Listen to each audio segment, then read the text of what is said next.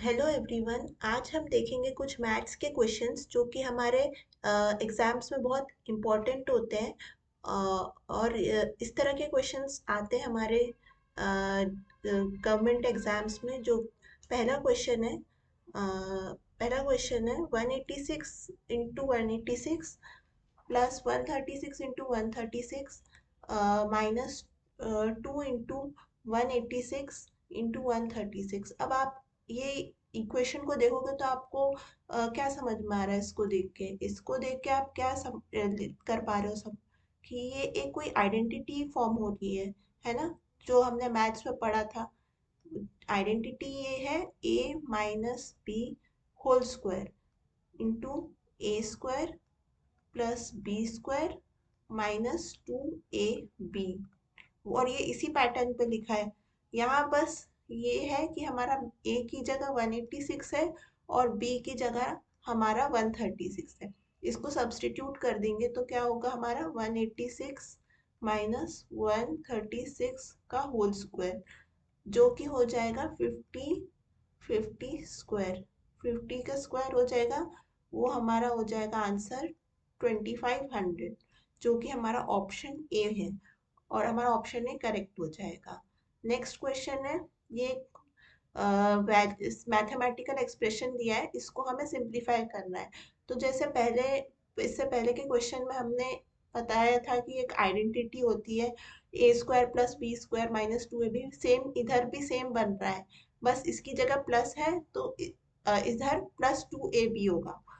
और ए हमारा क्या हो जाएगा? ए हमारा 946 हो जाएगा, बी हमारा 157 हो जाएगा। तो अब हम इसको सिंप्लीफाई करेंगे तो कैसे लिखेंगे हम? A square plus B square plus 2ab plus A square plus B square, यहाँ माइनस है तो ये माइनस 2ab आएगा। ठीक है। और हमारा डिनोमिनेटर में क्या है? डिनोमिनेटर में हमारा है A square plus B square. ठीक है। अब हम क्या करेंगे? ये कैंसल आउट हो जाएगा और ये क्या हो जाएगा? ट्वाइस हो जाएगा, तो 2 हम बाहर ले लेंगे। 2 ए स्क्वायर प्लस बी स्क्वायर। और हमारे डिनोमिनेटर में क्या है? A square plus B square. इन दोनों को कैंसल आउट करेंगे तो हमारा क्या बचेगा? 2 बचेगा। और वो हमारा ऑप्शन बी है, तो हमारा ऑप्शन बी करेक्ट हो जाएगा। सिमिलरली अब थर्ड थर्ड हमारा आ गया है। इस क्वेश्चन का एक वो होता है, इसको अगर अटेम्प्ट करना है तो आपको पहले क्या करना है? ये सिंप्लीफाई करना है। तो आप ऐसे डायरेक्ट सिंप्लीफाई नहीं कर सकते। क्यों? क्योंकि अगर आप सिंप्लीफाई करोगे आपका कुछ और आंसर आएगा जो कि हमारा करेक्ट नहीं रहेगा। इसका एक रूल होता है जो कि होता है बॉड मास रूल। इसमें क्या होता है? इस बॉड मास में वर्ड हर लेटर का मीनिंग होता है। जैसे और हमें प्रेफरेंस देना पड़ता है। बी क्या होता है? B stands for bracket, B bracket होता है। ओ ऑर्डर होता है, डी डिवीजन होता है, M multiplication, A for addition and S for subtraction. तो कोई भी इस तरह का क्वेश्चन होगा, हमें बॉडमास रूल के को फॉलो करते हुए हमें आगे प्रोसीड करना है क्वेश्चन को।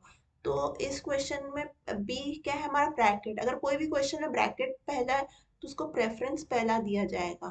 फिर अगर उसके बाद अगर कोई क्वेश्चन में ऑर्डर है, रेस टू पावर कोई है, जैसे 2x⁻², या ये अगर सपोज 3 स्क्वायर होता, 3 की रेस पावर 4 होता, तो वो हमारा सेकंड प्रेफरेंस होता। फिर डिवीजन हमारा थर्ड प्रेफरेंस होगा। उसके बाद मल्टीप्लिकेशन, देन एडिशन एंड उसके बाद सब्ट्रैक्शन। तो इस प्रेफरेंस में हमें चलना है। इस क्वेश्चन में हमारा प्रेफरेंस का क्या ऑर्डर है? इसमें मतलब प्रेफरेंस हमारा क्या है? प्रेफरेंस इसके तहत रहेगा, लेकिन इसमें क्या है हमारा? इस क्वेश्चन में इसमें हमारे पास ब्रैकेट है, सब्ट्रैक्शन है एंड मल्टीप्लिकेशन है। ठीक है। तो पहले हम ब्रैकेट के अंदर जो है उसको सॉल्व करेंगे। तो क्या होगा? पहले पूरा लिखेंगे 6 - 3 × 3। ठीक है।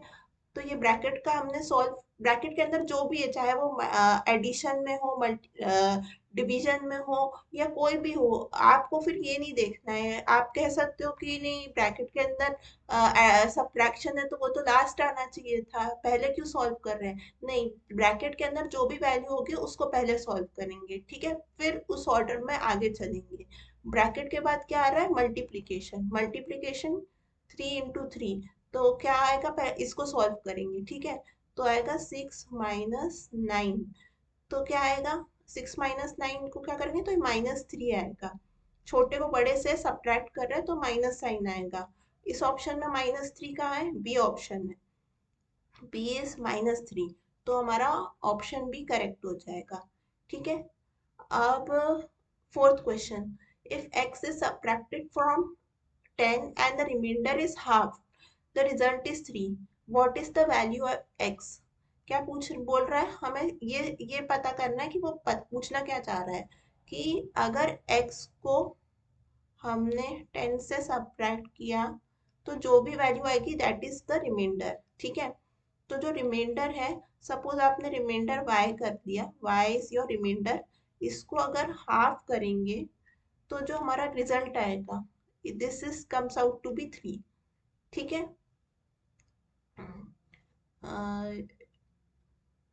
इसको हाँ, तो क्या वैल्यू ऑफ x होगी, सॉरी ये इसको 10 पहले आएगा इसमें, हाँ, x इज सब्ट्रैक्टेड फ्रॉम 10, ये उल्टा, जो पहले आता है ना उसको बाद में लिखते हैं। अगर कोई भी वैल्यू जैसे 6 इज सब्ट्रैक्टेड फ्रॉम 10, तो ये होना चाहिए 10 - 6 होना चाहिए, ठीक है। तो ये हमारा एक्सप्रेशन हो गया।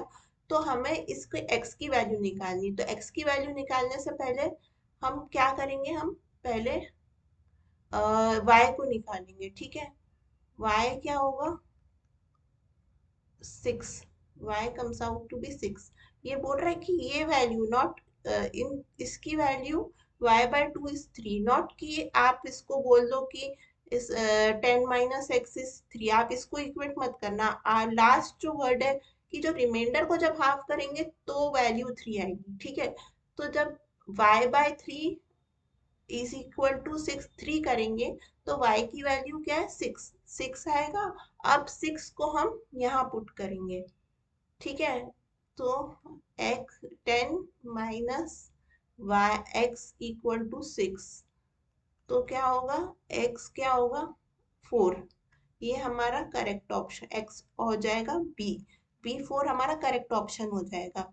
इसमें आपको ये नहीं देखना है कि ये पूरा एक्सप्रेशन है, ये अलग एक्सप्रेशन है, और ये वाला जो एक्सप्रेशन है ये अलग एक्सप्रेशन है। ये जो है आपका प्लेन 10 - x = y है, और जब y को हम डिवाइड बाय 2 कर रहे हैं तो 3 आ रहा है, तो हमें x की वैल्यू इसमें फाइंड करनी है, ठीक है। आपको समझना है कि किस तरह से उनने लैंग्वेज रखी है क्वेश्चन की, और उसी के अकॉर्डिंग आपको सॉल्व करना है, ठीक है। तो ये क्वेश्चंस की प्रैक्टिस, आप इस तरह के क्वेश्चंस की प्रैक्टिस भी करिएगा जिसमें आपको पूरा सेंटेंस देके पूछ रहे हैं कि हमारी वैल्यू क्या आएगी, या क्या पूछना क्या चाह रहा है उसको हमें समझना है मेनली, ठीक है। अब फिफ्थ क्वेश्चन देखते हैं। फिफ्थ क्वेश्चन क्या कह रहा है, फिफ्थ क्वेश्चन कह रहा है sum of two numbers is 4 times of their difference, what are these numbers. तो लेट टू नंबर्स को मैंने मान लिया ए एंड बी, ठीक है। तो उसमें क्या कह रहा है, sum of two numbers A plus B is equal to 4 times, that is 4 times of their difference is a minus b, ठीक है। ये ये वो बता रहा है, हमें क्या करना है, हमें नंबर्स को फाइंड आउट करना है कि हमारा a क्या होगा, b क्या होगा। तो इसको जब सॉल्व करोगे तो क्या करोगे, आप इसको ओपन करना, a plus B equal to 4a minus 4b, ठीक है। अब आप इसको b को इधर ले जाओ, a को इधर ले आओ, तो क्या आएगा आपका, which implies 5b is equal to 3a। तो क्या आएगा, b इक्वल टू 3/5 ए, मतलब ए की जो वैल्यू होगी वो 3/5 टाइम्स ऑफ ए होगी। ठीक है, तो इस ऑप्शंस में आप देख लो सब्स्टिट्यूट करके कि क्या क्या सेटिस्फाई कर रहा है। पहला ऑप्शन है 5,3। ए को अगर हम 5 पुट करेंगे, जैसे कि बी इक्वल टू 3/5 इंटू 5 को पुट करेंगे, तो क्या बी 3 आ रहा है? हाँ, B3 आ रहा है। तुम्हारा पहला ऑप्शन करेक्ट हो जाएगा। आपको बस ये देखना है, जैसे पहले क्वेश्चन में था कि ये क्या पूछना क्या चाह रहा है, उसी अकॉर्डिंगली आपका क्वेश्चन सॉल्व होगा। ठीक है, अब सिक्स क्वेश्चन है।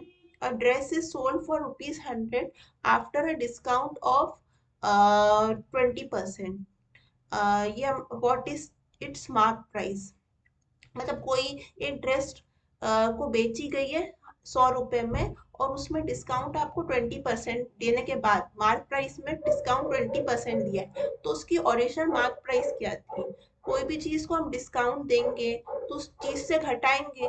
जैसे हमारी सपोज MRP, हम MRP जो वैल्यू है उसमें हम अगर 20% दे रहे हैं, 20% क्या हो जाएगा, 0.2 टाइम्स ऑफ ओरिजिनल MRP। ठीक है, MRP MRP को हम x मान लेते हैं। Let MRP is equal to ₹x। ठीक है, तो MRP में से अगर हम उसका 20% लेके उस वैल्यू से डिक्रीज करेंगे, तो हमारी सेलिंग प्राइस हो जाएगी, जो कि है ₹100 इक्वल टू सेलिंग प्राइस। ठीक है, एक्स हमने अज्यूम किया था, तो x into 1 minus 0.2 into selling price. Selling price क्या है हमारी, ₹100। ठीक है, तो हमारा वैल्यू ऑफ एक्स कितनी आ जाएगी, एक्स आ जाएगी 100 डिवाइडेड बाय 0.8। ये 1 माइनस 0.2 कितना होगा, 0.8 होगा।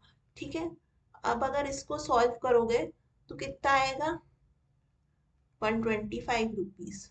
ठीक है, और ये क्या आ जाएगा, हमारा ऑप्शन बी हो जाएगा। तो हमारा ऑप्शन बी करेक्ट हो जाएगा। तो ऐसे आपको सॉल्व करना है। ये उसका आपको पहले समझना है वो क्या पूछ रहा है, क्या बता रहा है, और उस लैंग्वेज को पकड़ के आपको क्वेश्चन बहुत अच्छे से पढ़ना है। जैसे आप क्वेश्चन जैसे आपको समझ में आएगा उसी के अकॉर्डिंगली आपका सॉल्व होगा क्वेश्चन। ठीक है, नेक्स्ट क्वेश्चन पे जाते हैं। Question number 7। If x by Y is equal to 1/3। X by Y जो है हमारा, एक्स बाय वाई वो 1/3 है, देन x² प्लस y² कितना होगा, x² plus y² divided by x² minus y², वो कितना होगा।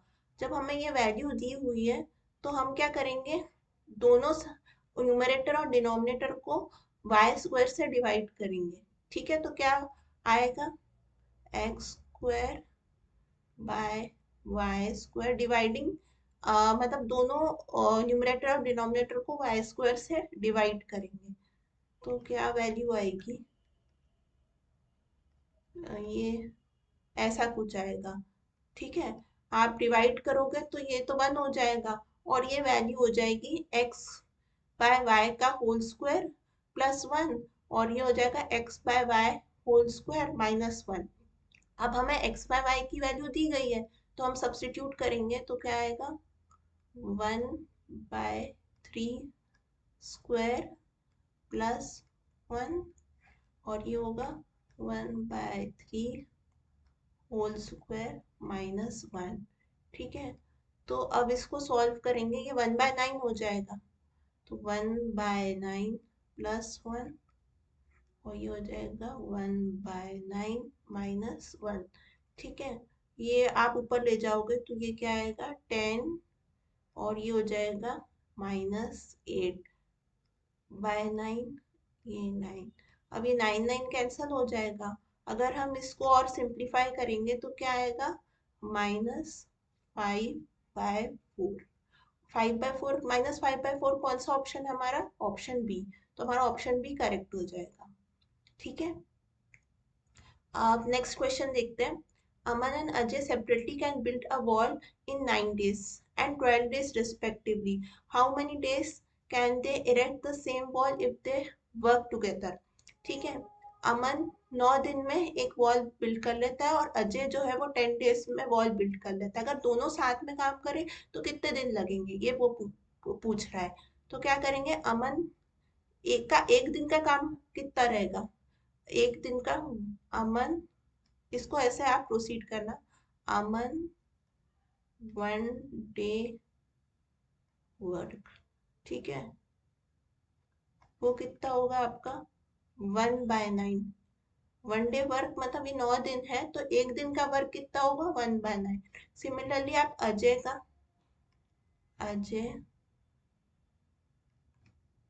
1 day वर्क, वो कितना होगा आपका, होगा 1/12। अब आप वो पूछ रहे हैं दोनों का टोटल, दोनों का टोटल अगर वर्क करेंगे तो कितना होगा, और ये वो पूछ रहा है। ठीक है, तो आप इन दोनों को ऐड कर दो, 1/9 प्लस 1/12। तो ये रेसिप्रोकल है दोनों के, हमें इसको सिंप्लीफाई करके ऐड करना है। तो जब आप सिंप्लीफाई करोगे तो नीचे ऊपर आ जाएगा 21, ठीक है, और ये नीचे आ जाएगा 108। इसको फर्दर सिंप्लीफाई करोगे तो क्या आएगा 7/54। तो कह रहे हैं how many days they can erect the wall if they work together.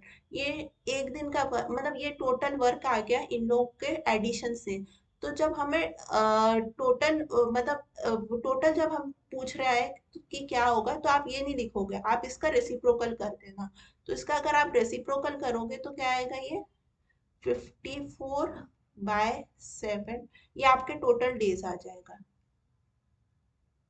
ये टोटल आपके डेज आ जाएंगे। ठीक है, तो ये आपका ऑप्शन कौन सा हो जाएगा, ऑप्शन ए हो जाएगा।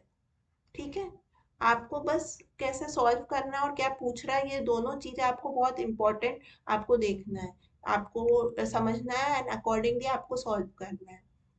ठीक है, ये हमारा 8th क्वेश्चन हो गया। 9th क्वेश्चन क्या होगा, the product of two numbers is, ये वैल्यू दी है and their HCF is 26, their LCM is. अब इस तरह का अगर क्वेश्चन आएगा तो हमेशा एक फॉर्मूला आप याद रखिएगा, HCF into LCM into product of two numbers. ठीक है,